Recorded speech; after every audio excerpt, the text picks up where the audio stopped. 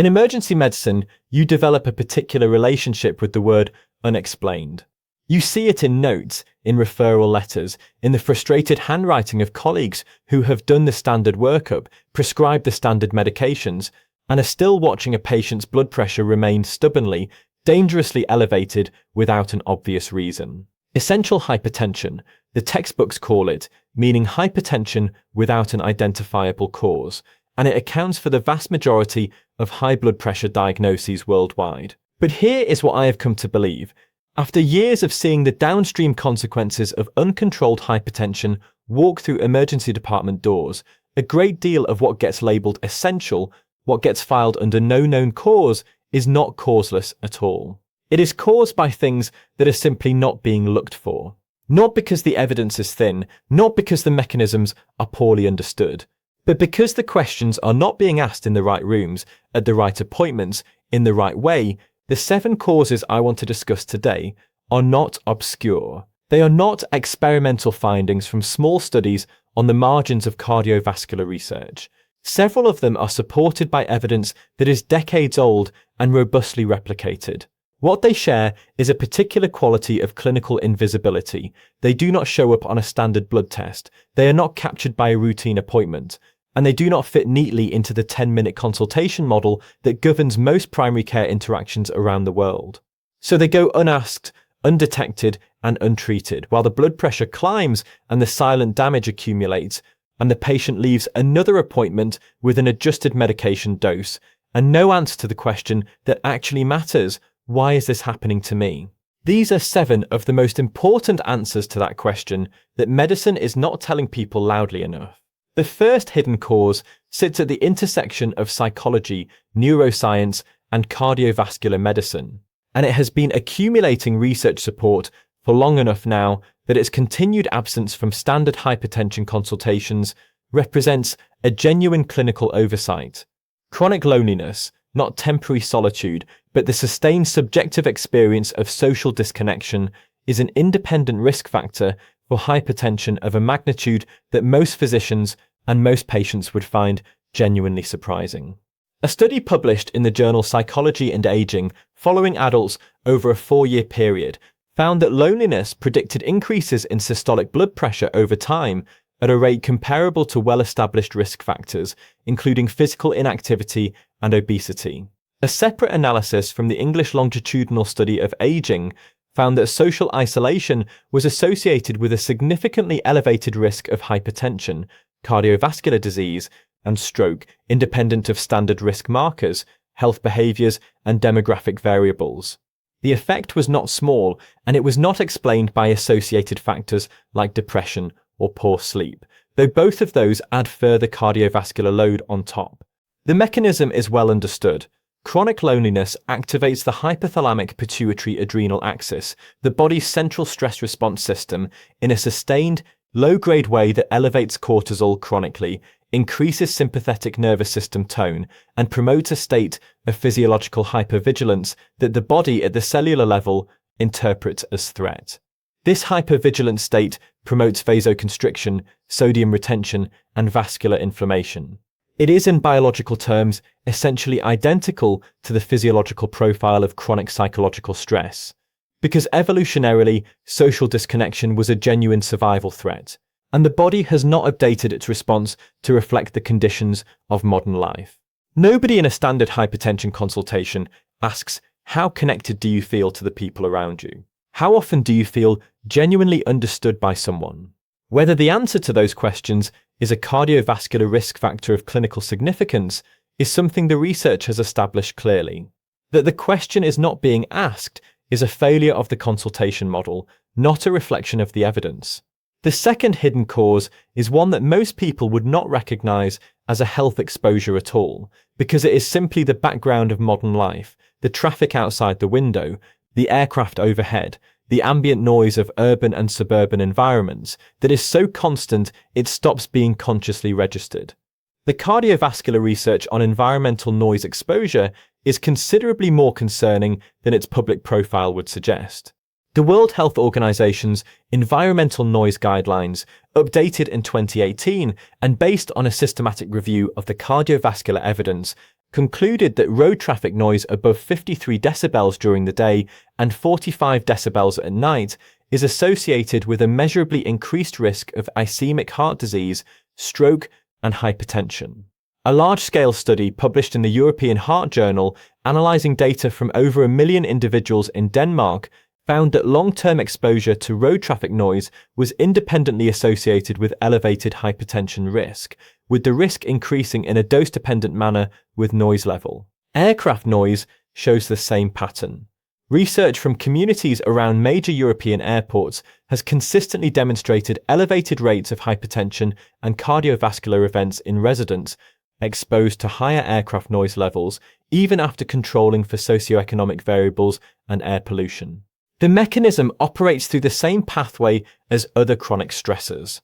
Noise, particularly unpredictable, uncontrollable noise, activates the sympathetic nervous system and elevates cortisol, even during sleep, even when the person exposed is not consciously aware of being disturbed.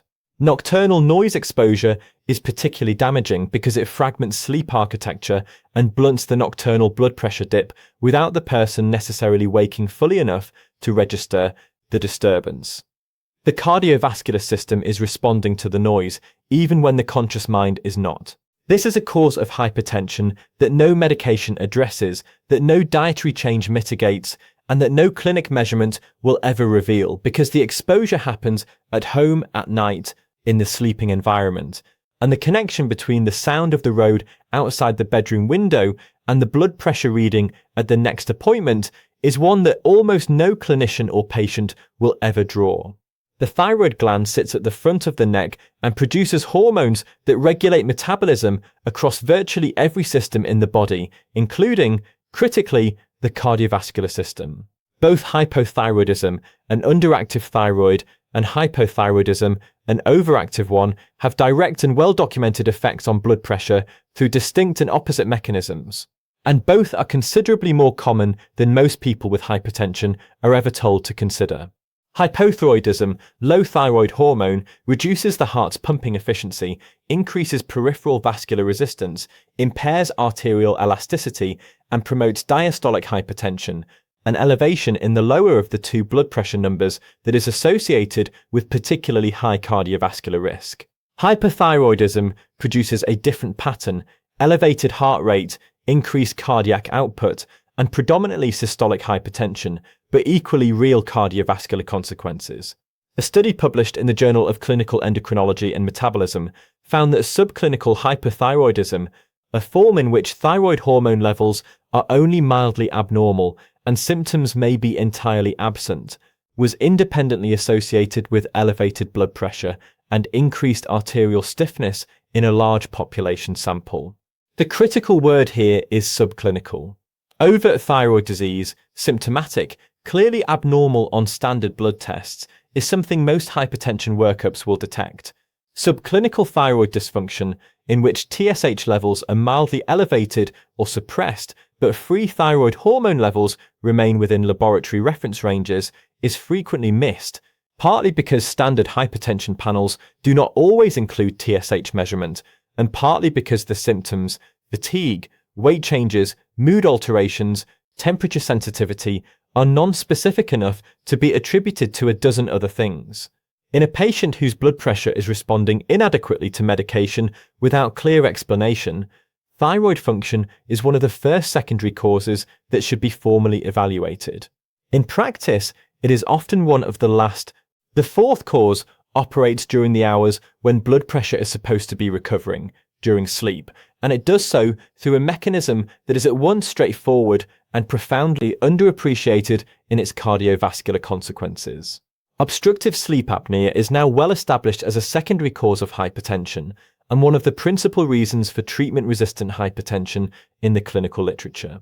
What is less well known is the broader spectrum of sleep-disordered breathing, including upper airway resistance syndrome and chronic nocturnal mouth breathing, that produces cardiovascular effects through similar mechanisms without necessarily meeting the threshold for a formal sleep apnea diagnosis.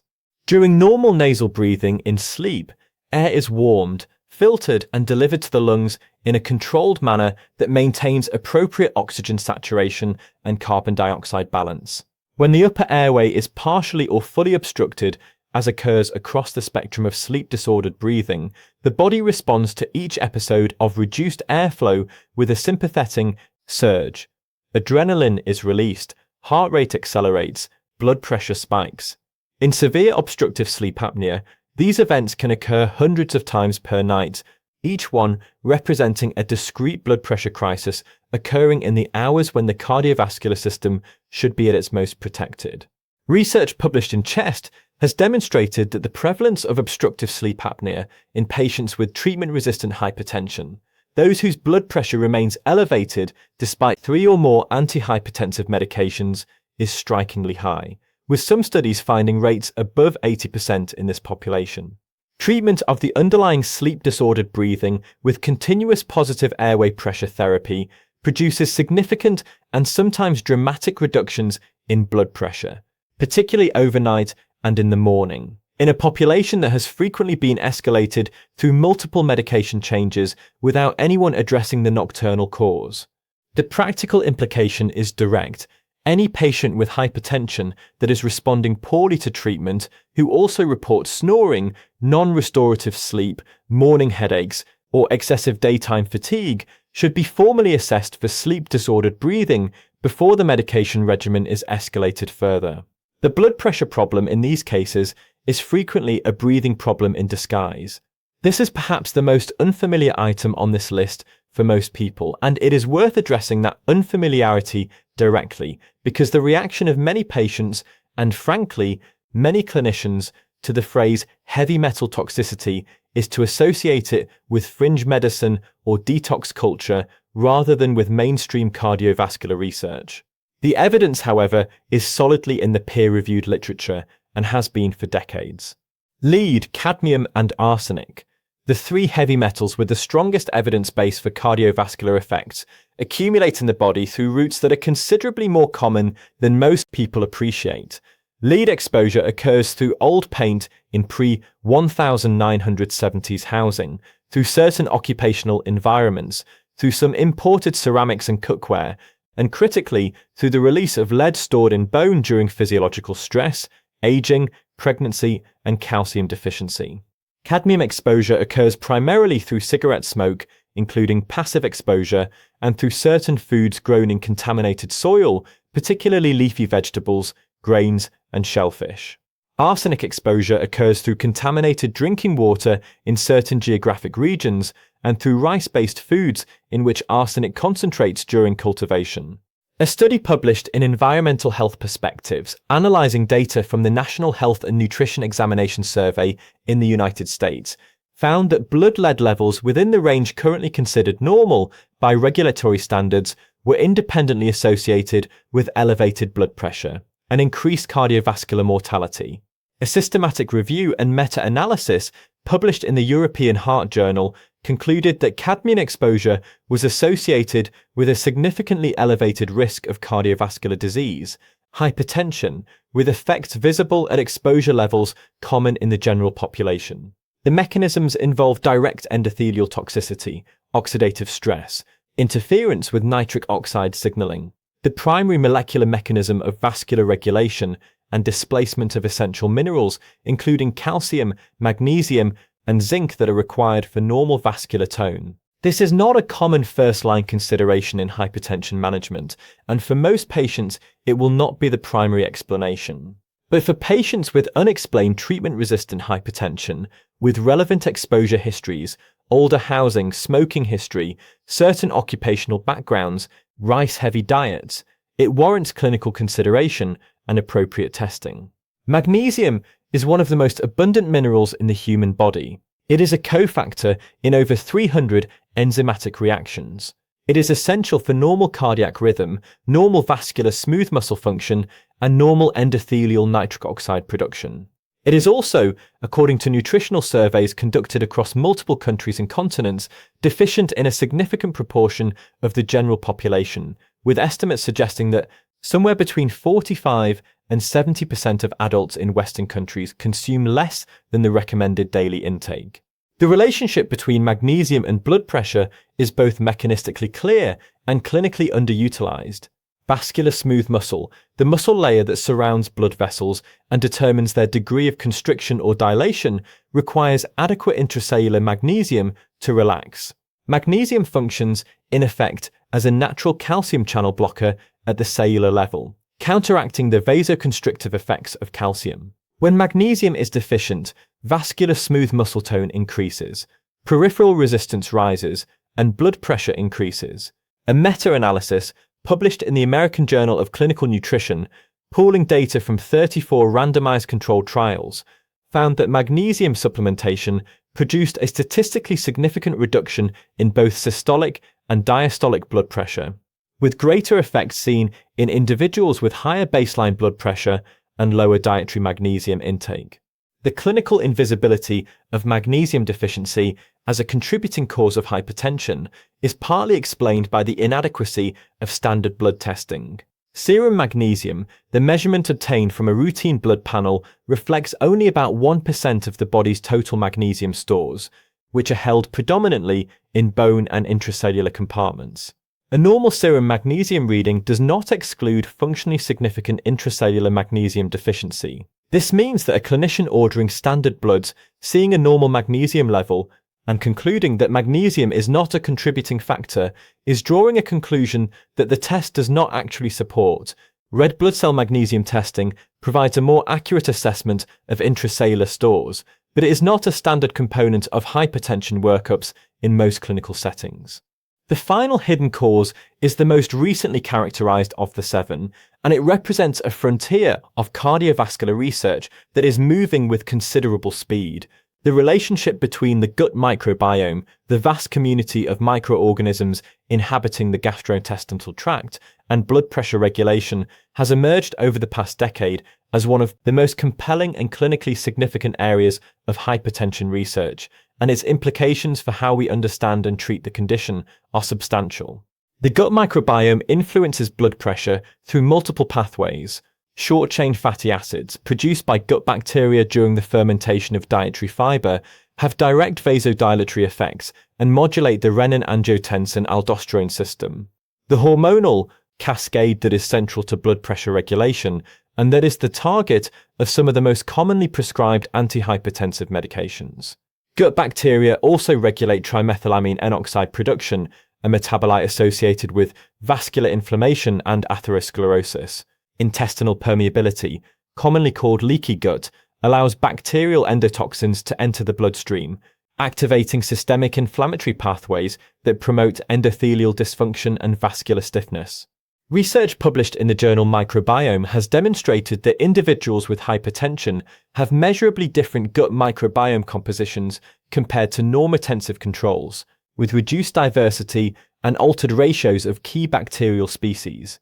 Animal studies have shown that transplanting gut microbiota from hypertensive donors into germ-free recipients raises blood pressure in those recipients, a finding that provides direct evidence for a causal rather than merely associative relationship. Human intervention studies using dietary fiber supplementation and probiotic intervention have produced modest but statistically significant reductions in blood pressure in hypertensive patients, consistent with the proposed microbiome mechanism. What drives microbiome dysbiosis in the modern population is well characterized: highly processed diets, low in fermentable fiber, repeated courses of antibiotics, chronic psychological stress, insufficient sleep, and sedentary behavior. These are notably the same lifestyle factors associated with cardiovascular risk through other pathways, suggesting that the microbiome may be a convergent mechanism through which multiple lifestyle variables ultimately influence blood pressure. It is an area that standard hypertension management does not yet address directly, but one that the trajectory of the evidence suggests will become increasingly central to how the condition is understood and treated in the coming decade. The 7 causes described here share a quality that is worth naming explicitly. They are not causes that require dramatic or unusual exposures. They are not rare genetic conditions or exotic environmental hazards.